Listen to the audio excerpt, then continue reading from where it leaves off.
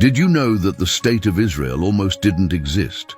Imagine for a moment, after surviving the greatest horror in human history, 70,000 Holocaust survivors waited in refugee camps with nowhere to go. No one wanted them, not even the land of their ancestors was opening its doors.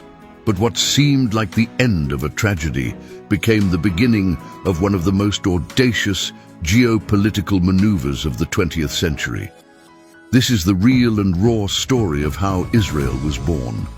It wasn't just a consequence of the Holocaust. It was the result of an international power game that forever changed the map of the Middle East. But before we begin, subscribe to the channel so you don't miss these episodes that reveal history like you've never heard it before. Leave a comment telling us which other historical conflicts you'd like us to uncover. Let's discover the truth behind the birth of Israel. May 8, 1945. Germany lay beneath the rubble of its own crimes. Auschwitz, Birkenau, Sobibor, Treblinka, names that had become synonymous with hell on earth. 6 million Jews had been exterminated in the most cruel, unimaginable way. But among the ashes of Europe, something was moving. They were the survivors, living skeletons who had escaped the death marches, who had watched their entire families die, who had lost everything, except one unbreakable thing: the will to live. 70,000 lost souls were crowded into displaced persons camps. They came from Poland, Ukraine, Hungary, countries that now filled them with terror just to remember. They refused outright to return to the lands where they had seen the blood of their loved ones spill. But here's the shocking part. The world that had fought against Hitler didn't know what to do with them. The Allies had more urgent problems: rebuilding roads, managing German prisoners, repatriating millions of displaced people. Jewish survivors simply weren't a priority. And Palestine, the land of their ancestors, the place where Abraham had walked, where David had ruled, was completely off limits to them. The British, who controlled those territories, had locked the doors. Why? Because Palestine was far too strategically valuable to risk for a group of stateless refugees. In Haifa ended the pipeline that carried Iraqi black gold. From there, Great Britain controlled its empire in the Middle East, and the British didn't care whether Holocaust survivors lived or died in those refugee camps. Their empire mattered more than human compassion. Meanwhile, Palestinians saw these survivors as settler invaders.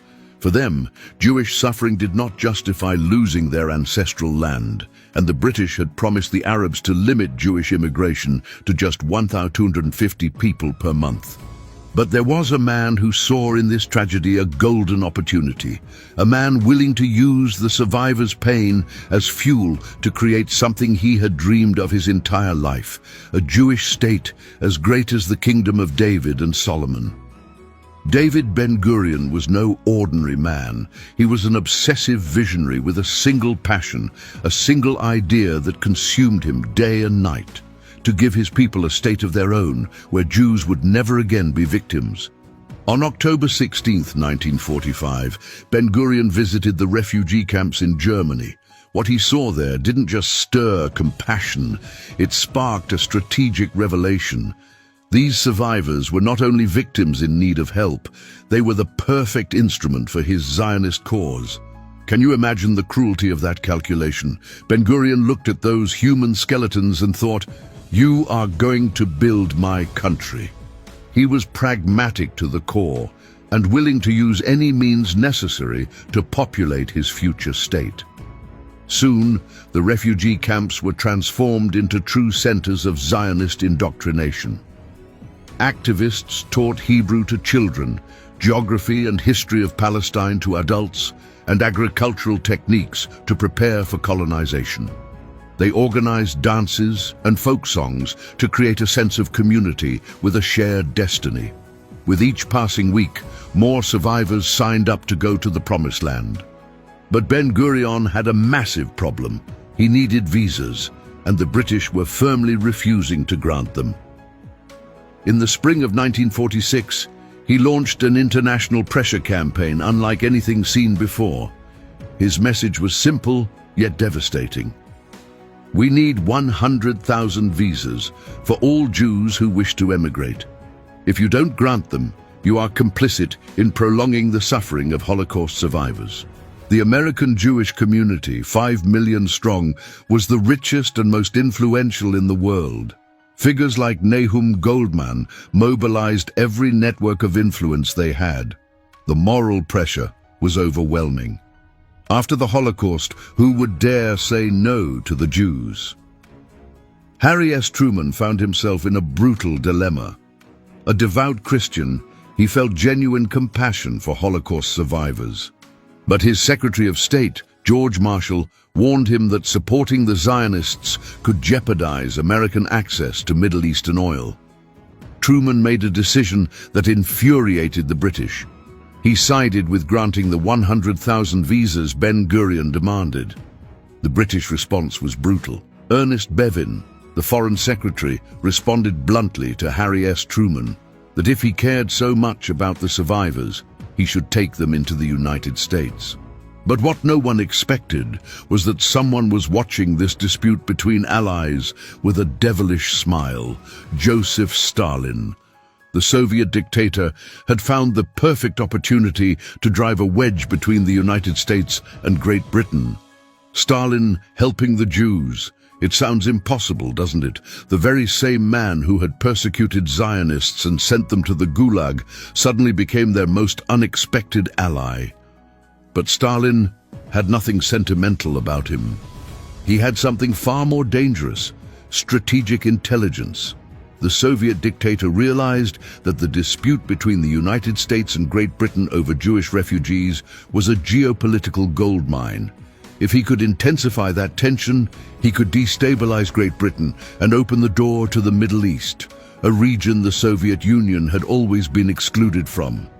Overnight, Stalin opened the borders. Jews from Poland, Bulgaria, Czechoslovakia, and Romania began crossing territories controlled by the Red Army. It became a human river flowing toward refugee camps in Germany. These Jews were fleeing the anti-Semitism that continued to devastate Eastern Europe.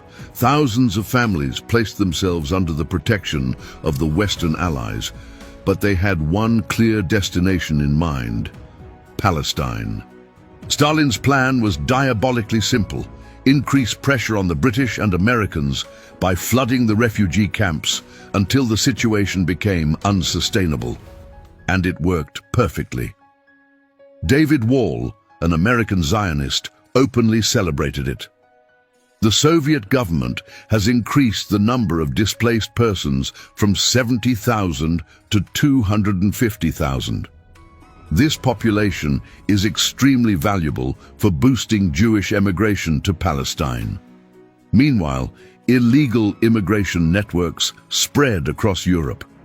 In the Balkans, smugglers sent by David Ben-Gurion organized exhausting journeys through mountain trails leading to small, discreet ports along the Mediterranean.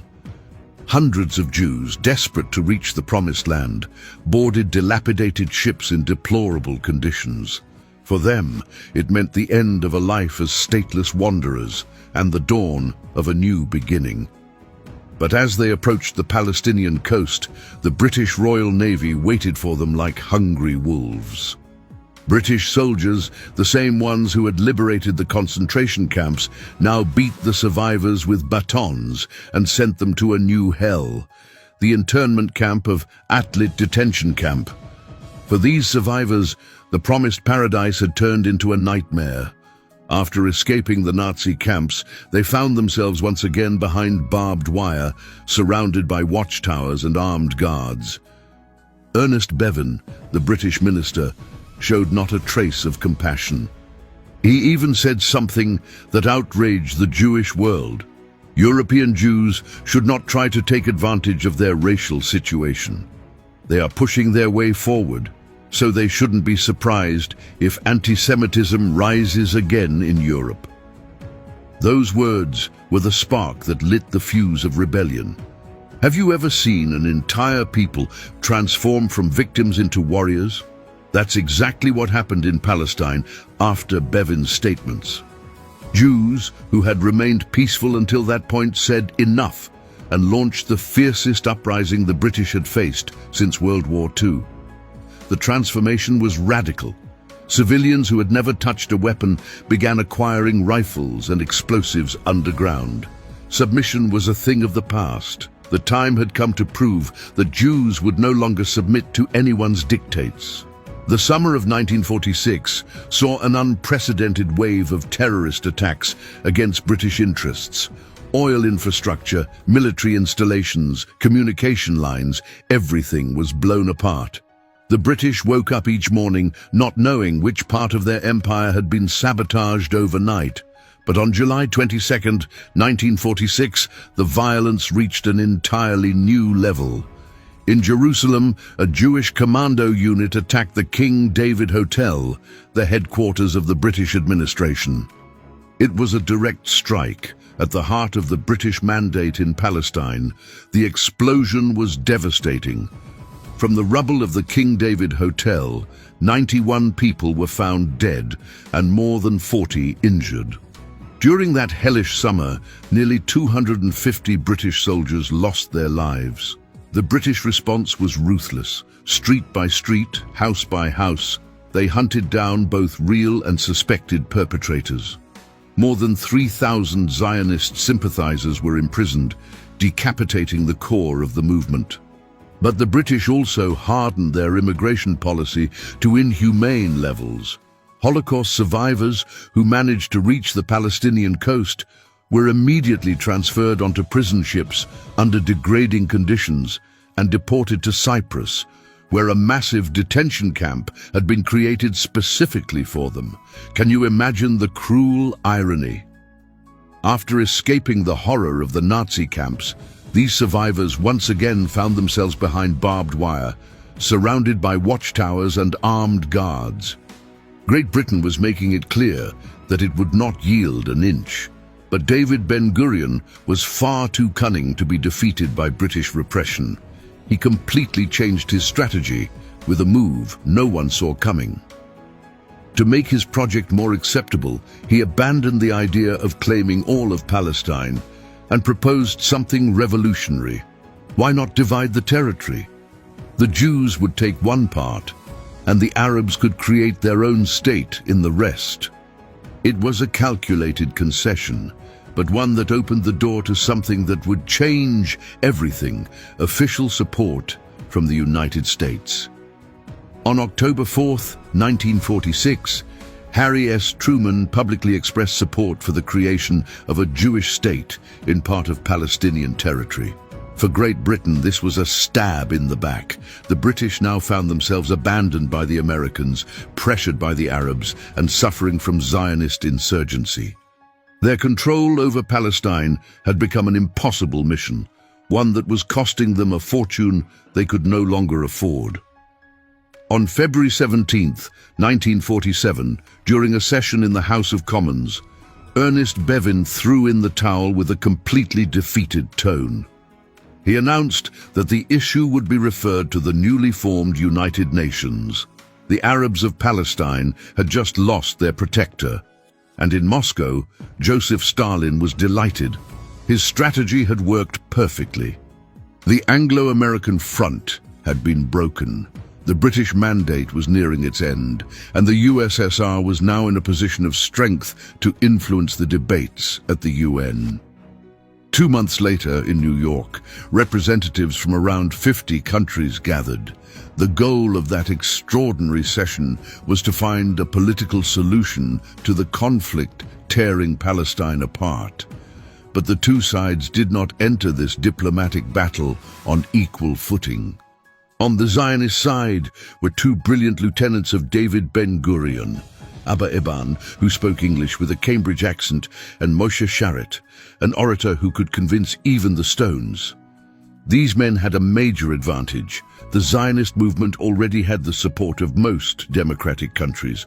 On the other side, Jamal al-Husseini stood almost alone, defending Palestinian interests on behalf of the Arab Higher Committee. It was David versus Goliath, but reversed. The Palestinian side was David without a sling. The great unknown was the position of the Soviet Union. Everyone was watching closely because Moscow had always opposed Zionist ideology. Zionist supporters in the USSR were routinely sent to the gulags or even executed, but Stalin was as contradictory as he was brilliant. On May 14, 1947, Andrei Gromyko, his delegate, ended the suspense in the most shocking way possible. To the absolute surprise of everyone present, the USSR declared its support for the existence of a Jewish state. Abba Eban was completely stunned. It was a great opportunity for us. In an instant, all our predictions and calculations about the outcome of the debate at the United Nations were turned upside down. Things were not looking good for the Arab world, but the game was not yet lost. To reach a compromise, a commission was created, chaired by Emil Sandström, a Swedish diplomat with the mission of traveling through Palestine, listening to both sides, and finding a solution. That summer, Sandström and 11 delegates arrived in the Holy Land under a scorching sun, but they made a fatal mistake. Arab leaders flatly refused to cooperate. For them, Palestine had been their land since time immemorial, and there was no need to prove the obvious. Because of this boycott, the Commission members were deprived of direct contact with the Arab population. They could only walk through Palestinian villages and observe poverty and underdevelopment. The Jewish side, on the other hand, gave them a welcome worthy of Hollywood. David Ben-Gurion did everything possible to dazzle his visitors with a full-scale propaganda display.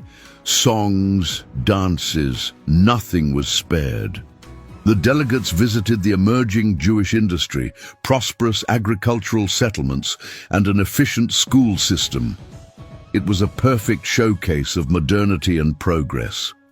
But between one spectacle and another, the Commission witnessed something that deeply shocked them: the omnipresence of the British repressive apparatus. There was barbed wire, checkpoints, and barricades everywhere.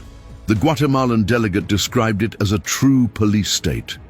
Taking advantage of the UN Commission's presence, Ben-Gurion orchestrated an operation that would leave a global impression and forever change public perception of the Palestinian conflict. On July 12, 1947, an old steamship renamed Exodus 1947 set sail across the Mediterranean. On board were 4,500 Holocaust survivors, led by Zionist militants ready to fight to the death. For Ben-Gurion, the goal was not truly to bring illegal immigrants into the country. It was something far more calculated: to exploit their deportation in order to create one of the most powerful propaganda operations of the 20th century. Off the coast of Gaza, the ship was spotted by the British, exactly as Ben-Gurion had anticipated. British soldiers boarded the Exodus, and a brutal, bloody struggle broke out. The result: 3 dead and 28 wounded among the passengers, Holocaust survivors. The Exodus, damaged by the confrontation, was towed to the port of Haifa. Sandström and his fellow UN Commission members were summoned to witness what would become one of the most powerful images in modern history. Before their horrified eyes, the Holocaust survivors were transferred onto prison ships before being sent back to Germany, the country of their persecutors. It was an image so disturbing that not even Britain's worst enemy could have invented it. The images of the Exodus 1947 spread across the world, shaking Western conscience like a moral earthquake. David Ben-Gurion's operation had worked perfectly. The British had fallen into the trap and had become the villains of the story. Upon returning to New York, the Commission delivered its conclusions with a recommendation that would change the fate of the Middle East, end the British mandate, divide Palestine into 2 independent states, one Jewish and one Arab, and make Jerusalem an international zone. In an instant, the mood of the Arab countries darkened like a storm. Transjordan, Egypt, Syria, and Iraq threatened military intervention if the partition was approved. From Cairo to Baghdad, from Amman to Damascus, the streets erupted with cries for war. In Palestine, militias were organized and weapons were distributed. It was exactly what Joseph Stalin had been waiting for.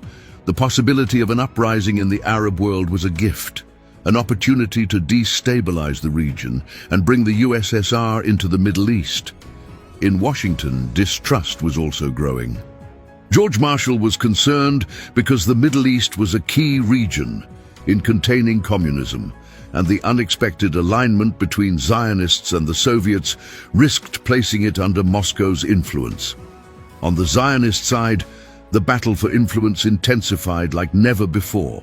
Across the United States, marches, parades, and demonstrations increased under the leadership of Abba Hillel Silva. Harry S. Truman was pressured day and night by Zionist lobbying. The president wrote in his diary, revealing his frustration, "The leading Zionist figures are putting all kinds of pressure on me to use my power in support of their aspirations. I have never been subjected to such a virulent propaganda campaign." On October 11, 1947, the United States officially announced that it would support the partition of Palestine into 2 states. Following this, the nations of the free world did the same. And the USSR, eager to drive another nail into the British coffin, also joined in supporting partition. But suddenly, just days before the decisive vote, the Zionist delegation realized something alarming. They were still missing several crucial votes to win. What do you do when the fate of your people depends on a handful of votes at the United Nations, and you realize you might lose? If you are the United States in 1947, you use every dirty method at your disposal. Fearing that the communists might take advantage of a possible Zionist defeat, the United States quickly moved to show that it too had the power to influence the outcome of an international vote. A wave of calls was immediately made to American diplomats and business leaders. The method was simple but effective: direct economic pressure. Firestone, the giant of the tire industry, was asked to help secure Liberia's vote.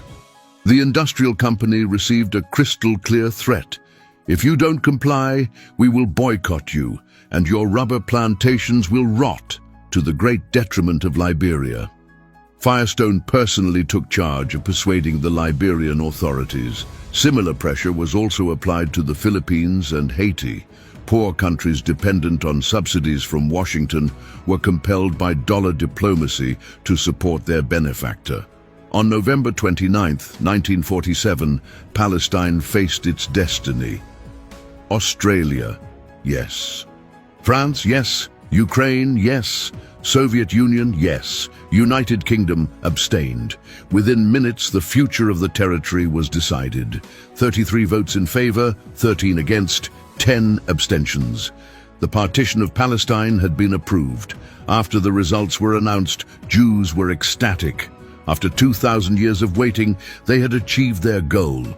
Within months, their state would come into existence. However, David Ben-Gurion was far less optimistic than the crowd celebrating in the streets. He wrote in his diary a prophecy that would come true to the letter: "Today they dance. Tomorrow they will weep tears of blood." On the Arab side, a deep sense of injustice and betrayal prevailed.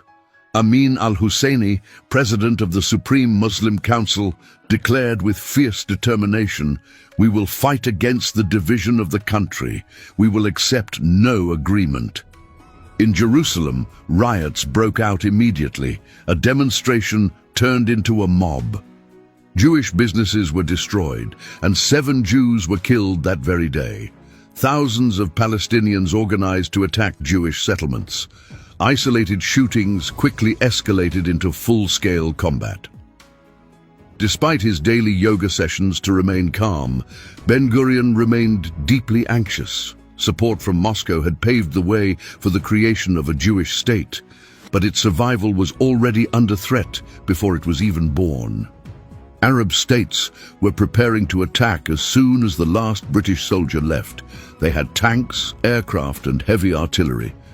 Ben-Gurion, by contrast, had only a modest army equipped for guerrilla warfare, unable to withstand a coordinated assault. He needed weapons, and he needed them fast. Once again, Joseph Stalin offered him a lifeline when everything seemed lost. Ehud Avriel, one of the top agents of the future Mossad, secretly flew to Czechoslovakia on a mission that could change the fate of the coming war. With the Czech economy in dire condition, a severe shortage of foreign currency, and direct pressure from the Kremlin, the country proved to be the perfect arms supplier. Upon arriving in Prague, Ehud Avriel was received like a prince. The Czechs offered to provide a full military arsenal, starting with a massive shipment of Mauser rifles that, in a twist of history, had been confiscated from the Nazis. But that wasn't all.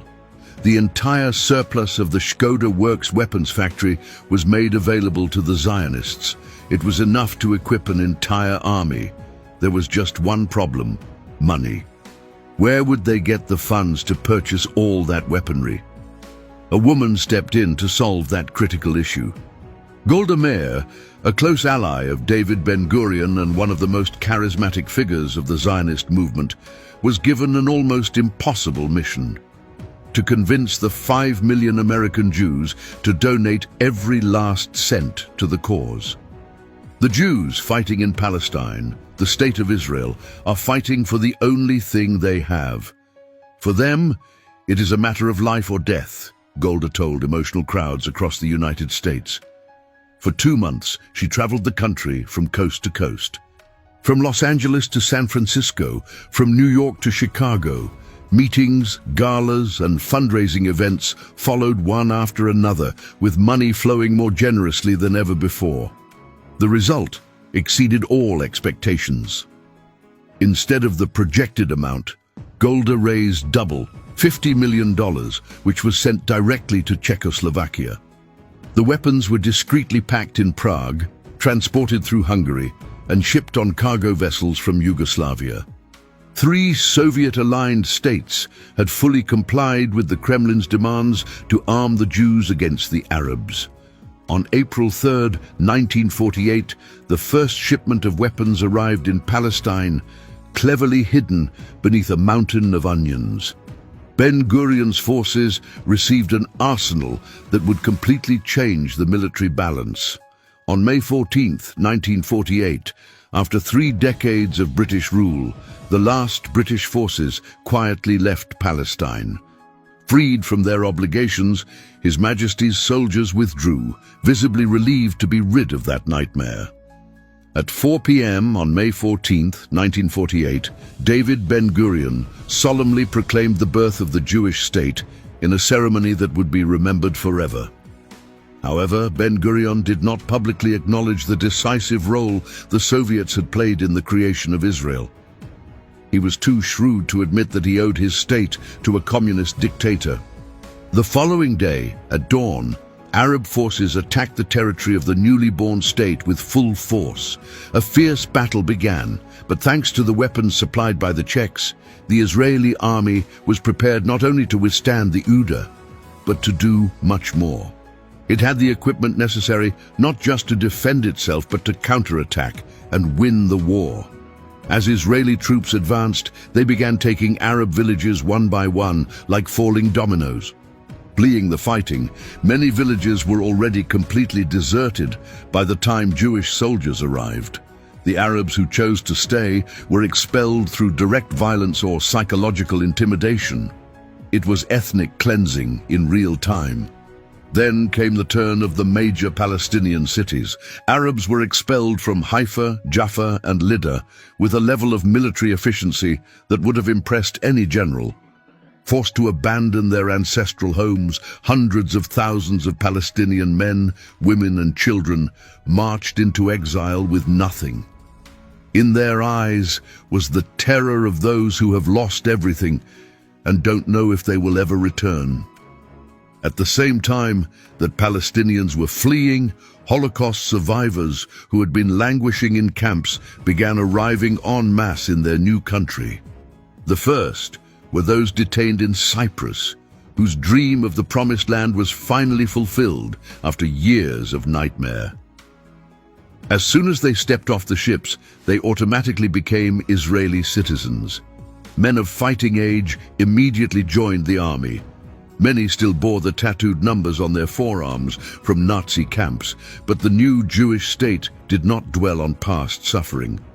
After just a few days of basic military training, these survivors were sent straight to the front lines to defend their new homeland with weapons in hand.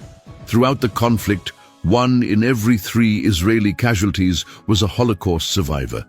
They had gone from victims to soldiers, ready to die for the land they could finally call their own. Despite the most pessimistic predictions, the young Jewish state not only won the war, but expanded its territory far beyond the borders set by the United Nations.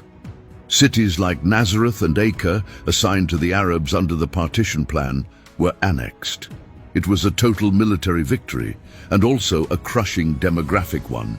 The 750,000 displaced Arabs, crowded into camps in Gaza and the West Bank, never returned to their homes. Their right of return was debated multiple times at the UN, but Israel firmly refused to accept them, consistently backed by Joseph Stalin, who used his veto power whenever the issue was raised. David Ben-Gurion personally wrote a letter of thanks to Stalin, revealing the true nature of that alliance. Our people will never forget the help of the USSR, nor its loyal support for Israel in its struggle for independence in its historic homeland. But as in all stories of power, the honeymoon between the two countries would not last forever. The enthusiasm of Soviet Jews for Israel quickly worried the Kremlin.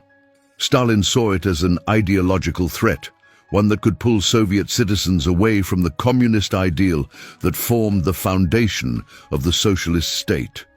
Golda Meir, appointed ambassador in Moscow, witnessed the rapid deterioration of that alliance, which would gradually come to a definitive end. She herself would later say, "Years later, starting in January 1949, Russian Jews paid dearly for their betrayal. Within 5 months, not a single Jewish organization remained in Russia. No Soviet Jew would be allowed to emigrate to Israel. But by then, it no longer mattered. Joseph Stalin had achieved his objective. He had broken the Anglo-American front, expelled Great Britain from the Middle East, and demonstrated that the USSR could shape global geopolitics. From the very first year of its creation, nearly 300,000 Jews from across Europe arrived in the new country, including almost all those who had lived in displaced persons camps. These living memories of genocide remained silent about their suffering for decades as they tried to integrate with native Israelis who often remained deaf to their tragedies. A survivor of the Warsaw Ghetto later confessed, "What separates us are oceans of reflection and experience. They couldn't understand us. They didn't speak our language, the language of survivors." For a long time, the Holocaust remained an issue exclusively for survivors.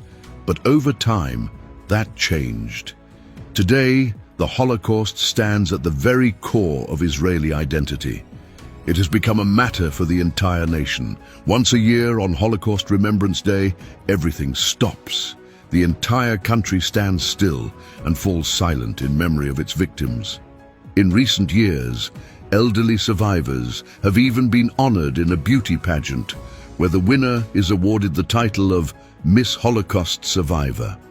The tragedy of European Jews now so strongly legitimizes the existence of the Jewish state that the world has largely forgotten that its creation was also shaped by the cynical power struggles of great nations. In reality, the ashes of Auschwitz contributed very little to the birth of Israel. It was Stalin who opened the doors. It was American pressure that secured the votes. It was Czech weapons that helped win the war. The Holocaust became the moral justification, but the true cause was a geopolitical chess game in which survivors were used as pawns by men concerned with power, oil, and territory. This is the real story that textbooks don't tell you. Israel was not born from pain, but from one of the coldest and most ruthless political calculations of the 20th century. Thank you for watching until the end. If you enjoyed this video and are passionate about this kind of content, subscribe to the channel so you don't miss the next videos and discover more fascinating stories.